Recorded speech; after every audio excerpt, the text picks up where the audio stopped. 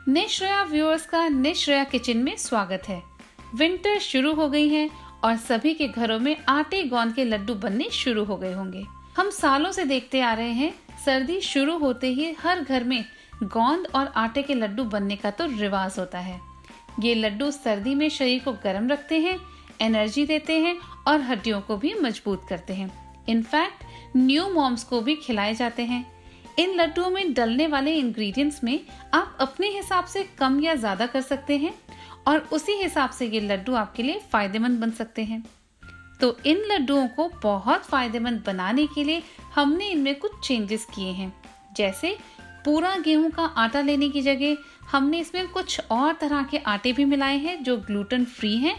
दूसरा, मीठे में चीनी की जगह हम इसमें गुड़ काम में लेंगे। और तीसरा, कढ़ाई हम लेंगे लोहे की, क्योंकि नॉन स्टिक या एल्युमिनियम की कढ़ाई में लड्डुओं को बनाया जाए तो लड्डू फायदे से ज्यादा नुकसान करते हैं। तो चलिए सर्दियों के लिए हेल्दी लड्डू बनाना शुरू करते हैं।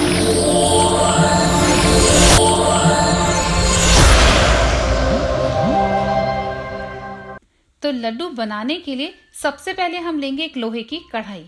उसमें डालेंगे आधा कप घी और घी को मेल्ट कर लेंगे। फिर घी में डालेंगे 1/4 कप गोंद। ये खाने वाला गोंद है जो सर्दियों में लड्डुओं में डलता है।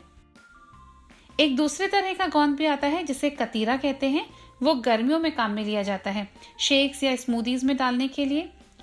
तो ये गोंद सर्दियों वाला गोंद है। इसे हम ले रहे हैं 1/4 कप और इसे कढ़ाई में डालेंगे और घी में फ्राई करेंगे।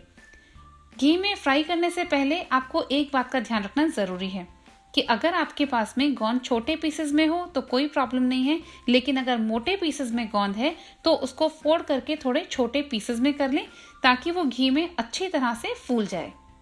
तो गोंद को हमें मीडियम लो फ्लेम पर फुलाना है। तो देखिए छोटे पीसेस में गोंद थी तो कितने अच्छे से फूल रही है। जब ये गोंद पूरी तरह से फूल जाती है तो इसमें कच्चापन नहीं रहता, ये कुरकुरी हो जाती है। तो इसको ठंडा होने पर आप हाथ से फोल्ड करके देखेंगे तो ये आसानी से फूट जाएगी। और अगर ये अंदर से कच्ची रह जाती है तो जब आप लड्डुओं में इसको डालेंगे तो वो लड्डुओं में खाते टाइम पर दांत के बीच में चिपकेगी। तो इसलिए ये बहुत जरूरी है कि गोंद छोटे पीसेस में हो और घी में अच्छी तरह से फ्राई होते टाइम पर ये फूल जाए। तो गोंद अच्छे से फूल गई है, इसको हम कढ़ाई से निकाल लेंगे। आप देखेंगे कि कढ़ाई में बहुत ही कम अब घी बचा है। इसमें हम डालेंगे 3/4 कप बादाम और बादाम को भी हम मीडियम लो फ्लेम पर लगातार चलाते हुए रोस्ट करेंगे। इतना सा घी जो बचा हुआ है ये बादाम के लिए काफी है, तो यहाँ पर हम घी और ऐड नहीं कर रहे हैं। इसी घी में बादाम को फ्राई करेंगे। बादाम को हमें 3 से 4 मिनट तक मीडियम लो फ्लेम पर फ्राई करना है ताकि वो अंदर तक अच्छे से सिक जाए और इसको लगातार चलाते रहना है ताकि कहीं पर भी बादाम जले नहीं। बादाम की क्वांटिटी या किसी भी ड्राई फ्रूट की क्वांटिटी आप थोड़ी सी अपने हिसाब से कम या ज्यादा कर सकते हैं। तो बादाम सिक गए हैं, इन्हें भी हम निकाल लेंगे। अब इसी कढ़ाई में हम डालेंगे 3/4 कप काजू।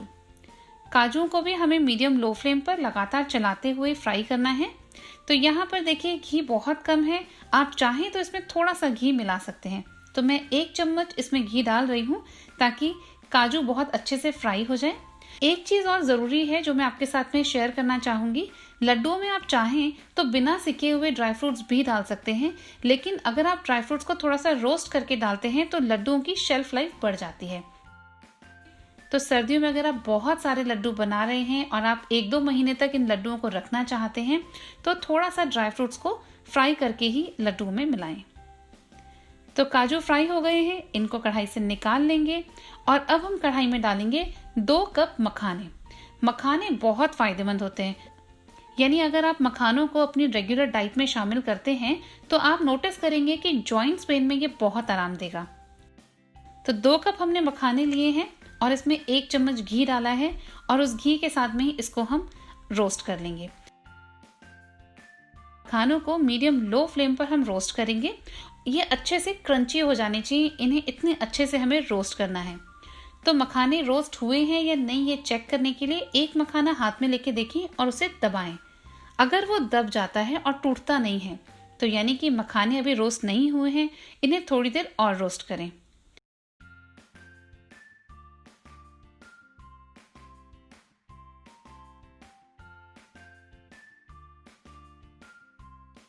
दो एक मिनट बाद में फिर से एक मखाना लेकर देखें, उसे दबाएं। अगर दब रहा है तो अगेन आपको और रोस्ट करना है, लेकिन यहाँ पर देखिए मखाना अब फूट रहा है, यानी दब नहीं रहा है। मखाने को जैसे ही दबाया वो फूट गया, तो क्रंच उसमें आ गया है। हमें मखाने ऐसे ही क्रंची चाहिए। तो मखाने भी रोस्ट हो गए हैं, इन्हें भी कढ़ाई से निकाल लेंगे। अब इस कढ़ाई में हम डालेंगे आधा कप तिल। सर्दी के मौसम में तिल खाना बहुत ज़रूरी होता है, तो इसे भी अपनी डाइट में ज़रूर शामिल करें। तो आधा कप तिल लेंगे, इन्हें मीडियम लो फ्लेम पर 2-3 मिनट के लिए रोस्ट करेंगे। इन्हें हल्का सा ही भुनना है, तो बहुत ज़्यादा कलर हमें चेंज नहीं करना है।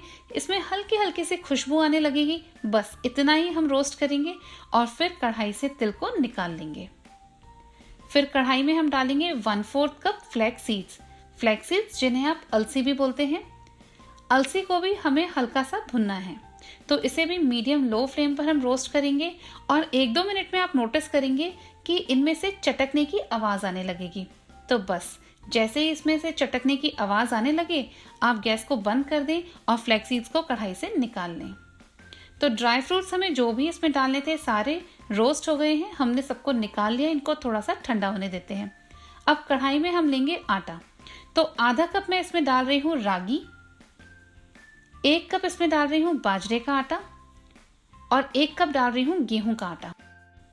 हम 3 तरह के आटे काम में ले रहे हैं ताकि मल्टीग्रेन आटे के लड्डू बना सकें, क्योंकि गेहूं से कहीं ज़्यादा हेल्दी होते हैं बाजरा, रागी और ज्वार। पर आप अगर इनमें से कोई भी आटा नहीं डालना चाहते तो उसकी जगह गेहूं का आटा लिया जा सकता है। अब इन्हें हम 3-4 मिनट कढ़ाई में ड्राई रोस्ट करेंगे। तो मीडियम लो फ्लेम पर इनको 3-4 मिनट रोस्ट कर लेंगे।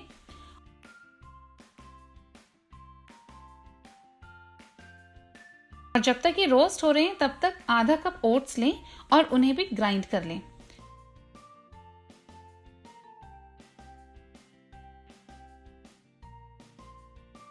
तो हमने ओट्स को भी ग्राइंड करके आटा तैयार कर लिया है।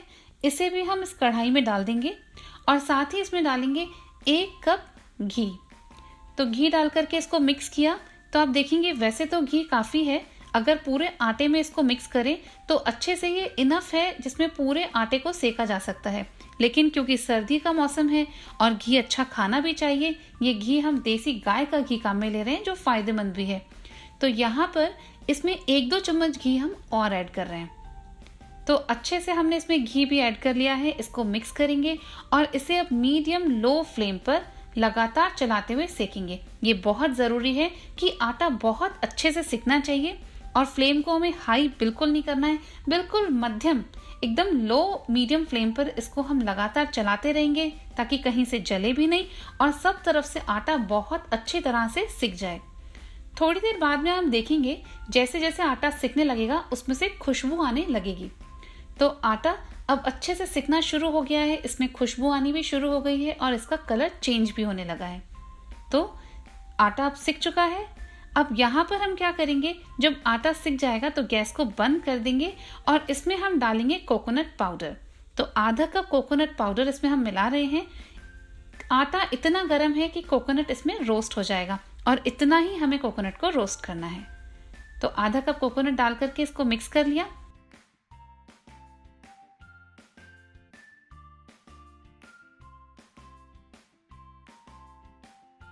अब इस आटे को एक मिक्सिंग बोल में निकाल लेंगे और इसमें हम डालेंगे आधा चम्मच इलायची पाउडर बारीक पिसी हुई, और हमने जो ड्राई फ्रूट सेके हैं उन्हें भी हम तैयार कर लेंगे। तो गोंद को इस तरह से आप क्रश कर सकते हैं,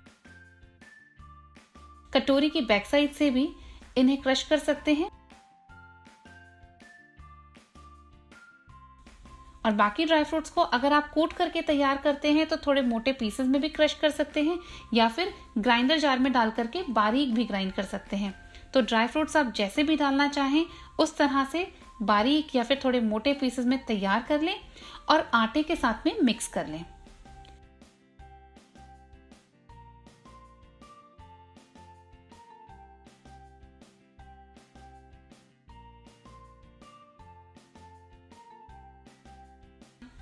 अब इसमें गुड़ मिलाने के लिए हम वापस उसी कढ़ाई में 1 चम्मच घी डालेंगे और इसमें 2 कप गुड़ डालेंगे। गुड़ अगर सॉफ्ट है तो बहुत ज़्यादा बारीक करने की ज़रूरत नहीं है, लेकिन अगर गुड़ थोड़ा हार्ड है तो उसको या तो छोटे छोटे पीसेस में तोड़ें या फिर ग्रेट करके कढ़ाई में डालें। और साथ ही इसमें 1 चम्मच या 1.5 चम्मच के करीब पानी भी मिला लें और मीडियम फ्लेम पे लगातार चलाते हुए इसको मेल्ट कर लें। तो गुड़ भी मेल्ट हो गया है। अब गुड़ को भी हम आटे के साथ में मिक्स कर लेंगे। तो आटे में इसको डालेंगे और थोड़ा सा जब ये ठंडा हो जाएगा तब आटे के साथ में गुड़ को मिक्स कर लेंगे और फिर इसमें से थोड़ा थोड़ा सा मिक्सचर लेंगे और लड्डू बना लेंगे। अब यहाँ पर ये ध्यान रखना है कि आटे को पूरी तरह से ठंडा नहीं होने देना है, यानी लड्डू बनाने के टाइम पर आटा थोड़ा गर्म होना चाहिए। इतना गर्म हो कि आपका हाथ नहीं जले, आप आराम से थोड़ा थोड़ा सा मिक्सचर लेकर के लड्डू बना सकें। लेकिन अगर इसको आपने बिल्कुल ठंडा होने दिया और फिर अगर आप इसको लड्डू बनाने की कोशिश करेंगे तो इसमें से लड्डू बनाना बड़ा ही मुश्किल हो जाएगा। तो लड्डू भी बनकर के तैयार हैं। 1 लड्डू डेली का ज़रूर खाएं, आपको सर्दी में बहुत फ़ायदा देगा। लेकिन कैसे खाना है वो भी मैं आपके साथ शेयर करूंगी। लड्डू अगर हल्के हल्के गर्म हो तो खाने में बहुत मज़ा आता है। क्योंकि गुड़ और घी के लड्डू हैं तो सर्दी के मौसम में ठंड की वजह से थोड़े से टाइट हो जाते हैं, यानी थोड़े हार्ड हो जाते हैं क्योंकि घी इसमें जम जाता है। तो इसके लिए आप क्या कर सकते हैं, जब भी आप खाने वाले हो तो इसको 10 से 15 सेकंड के लिए या तो माइक्रोवेव कर लें या फिर इसको डबल बॉयलर में भी रख सकते हैं तो उससे भी थोड़े सॉफ्ट हो जाएंगे। या फिर अगर आपने दाल बनाई है, सब्जी बनाई है या किसी बर्तन में गर्म दूध रखा हुआ है, आपने थोड़ी देर पहले ही दूध को बॉईल किया है, तो अगर ऐसा कुछ है तो उस बर्तन के ऊपर एक प्लेट रखें और उस प्लेट पर आप इन लड्डुओं को रख दें। थोड़ी देर में आप देखेंगे कि लड्डू काफ़ी सॉफ्ट हो जाएंगे और हल्के हल्के गर्म भी होंगे, तो वो लड्डू आप आसानी से खा भी पाएंगे। तो चलिए, लड्डू तैयार हैं, इन्हें आप बनाएं, खाएं और अपने फीडबैक हमें ज़रूर शेयर करें। तो चलिए, वीडियो पसंद आया हो तो वीडियो को लाइक करें, चैनल को सब्सक्राइब करें अगर अभी तक आपने हमारे चैनल को सब्सक्राइब नहीं किया है तो। साथ ही हमें फेसबुक और ट्विटर पे भी फॉलो करें और निश्चय ग्रुप के बाकी चैनल्स को भी सब्सक्राइब करें। और ये वीडियो देखने के लिए आपका बहुत बहुत धन्यवाद। अब निश्चय व्यूअर्स के लिए एक सरप्राइज। अगर आपके पास कोई रेसिपी है जिसे आप चाहते हैं कि हम बनाएं अपने चैनल पर, तो अपनी रेसिपी हमें भेजें। आप कमेंट सेक्शन में कमेंट करके भी हमें रेसिपी भेज सकते हैं या फिर हमारा डिस्क्रिप्शन बॉक्स में ईमेल आईडी है, उस ईमेल आईडी पर भी आप हमें ईमेल कर सकते हैं। आपकी रेसिपीज हम बनाएंगे अपने चैनल पर आपके नाम से। तो अपनी रेसिपीज फटाफट से हमें भेजें, हम लाएंगे आपके लिए आपकी रेसिपी आपके नाम से। तो चलिए, फिर मिलते हैं एक नई रेसिपी के साथ अगली बार, और तब तक के लिए ये वीडियो देखने के लिए आपका बहुत बहुत धन्यवाद। For more updates, subscribe to our channel, click the video links and enjoy watching the videos.